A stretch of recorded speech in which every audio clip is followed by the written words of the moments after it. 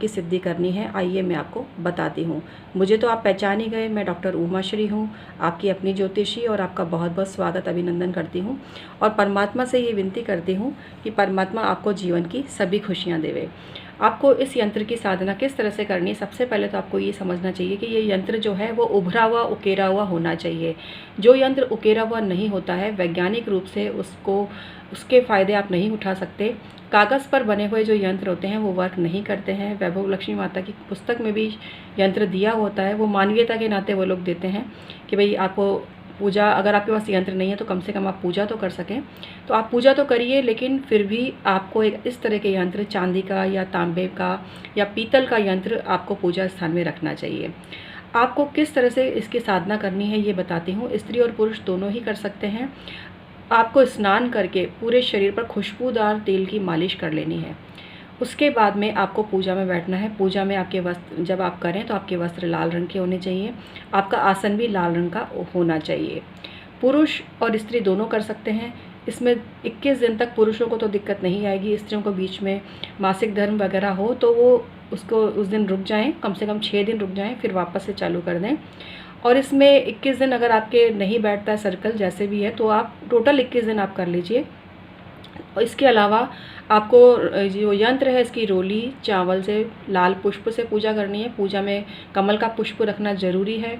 और एक चौकी पर जो पाटा आप बिछाएंगे, उस पर एक चौकी पर आप जो कपड़ा बिछाएंगे, पाटा नहीं सॉरी, कपड़ा जो आप बिछाएंगे वो कपड़ा भी लाल रंग का, और उसके किनारे पर गोटा लगा हुआ होना ज़रूरी है। पूजा करने का एक नियम ये भी है कि आप जब तैयार होंगे तो सारे श्रृंगार करके आपको तैयार होना है। आपको सिंपल कपड़े पहनकर पूजा नहीं करनी, गोटेदार, जरीदार, और पुरुषों को भी ऐसे कपड़े जो कि अच्छे पार्टी में पहनने वाले कपड़े हैं वो पहनकर पूजा करनी है। माँ लक्ष्मी को वैभव बहुत प्रिय है, माँ लक्ष्मी को श्रृंगार बहुत प्रिय है, माँ लक्ष्मी को आभूषण बहुत प्रिय है। तो उनकी इस भावना का सम्मान करते हुए आपको उसी स्वरूप में अपने आप को उनके समक्ष एक भक्त के रूप में प्रस्तुत करना है। इसके अलावा आपको ये समझना है कि माँ लक्ष्मी दुनिया में सब कुछ है, उनके अलावा कुछ भी नहीं है दुनिया में। ये फील डालनी बहुत ज़्यादा ज़रूरी है। और जिस तरह से आप वैभव लक्ष्मी माता की पूजा करते हैं वो सारे सामान उसमें रख दीजिए, मतलब कुछ ज्वेलरी, कुछ नोट, वो भी उनके आगे रख दीजिए, श्री यंत्र के आगे। श्री यंत्र के साथ साथ माँ लक्ष्मी की तस्वीर भी आपको रखनी ज़रूरी है। आपको ये सब चीज़ें लक्ष्मी जी की तस्वीर पर और श्री यंत्र पर चढ़ानी है। पुष्प है, सुगंध है, कपूर का जोत करना है, ये सब चीज़ आपको करनी है। फिर आपको लेनी है कमल गट्टे की माला, और कमल गट्टे की माला से ओम श्रीम श्रीये नमः ये मंत्र जाप करना है। इसके अलावा जो श्री सूक्त आता है उसका भी पाठ आपको कम से कम 7 बार डेली करना है, और ये 21 दिन तक करना है। इसके बाद आप देखना आपके जीवन में कितना चमत्कारी परिवर्तन होगा। लेकिन आपको सारे श्रृंगार करके, सारे जेवर पहनकर, बहुत सुंदर सा मेकअप करके फिर आपको पूजा में बैठना है।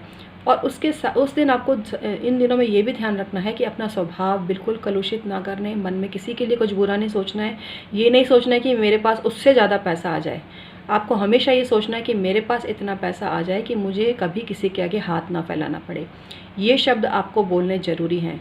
जब आप मन में ईर्ष्या का भाव रखकर पूजा करते हो तो वो सिद्धि नहीं हो पाती है। सबको क्षमा करते हुए, जैसे कि निर्लिप्त भाव होता है ना, निर्लिप्त भाव, कीचड़ में कमल का खिलना, ये बताया जाता है उदाहरण देकर इन बातों के द्वारा। पानी में जैसे कई जगह कहा गया, पानी में मीन प्यासी मोहे देखत आवत हासी। तो पानी में भी रह के मछली प्यासी रहती है। इसका तात्पर्य है कि आप निर्लिप्त भाव, आप सब चीज़ों में हो लेकिन कहीं नहीं हो, आप अपने आप में ही हो। और जब आप ये सब चीज़ें भूलकर सिर्फ अपनी ही साधना पर ध्यान दोगे, आपको दुनिया में माँ लक्ष्मी और श्री यंत्र के अलावा और कुछ दिखाई नहीं देगा, तब आपकी साधना सफल होगी। और आपको माँ रास्ते ज़रूर बताएगी, 100% गारंटी है मेरी, ज़रूर रास्ते बताएगी अगर इस तरीके से आप पूजा करोगे। पूजा पाठ में जब मन भटकता है और मन में ये भाव आता है कि मेरे पास उससे ज़्यादा पैसा आ जाए, आपकी साधना वहीं समाप्त, वो शुरू ही नहीं हो पाती। तो साधना को शुरू करने का पहला नियम ही यही है कि किसी से मतलब नहीं है आपको, आप हो और आपके प्रभु हैं, तीसरा कोई है ही नहीं बीच में, तब जाके आपकी साधना सफल होती है। तो इस तरह से श्री यंत्र साधना करके देखें।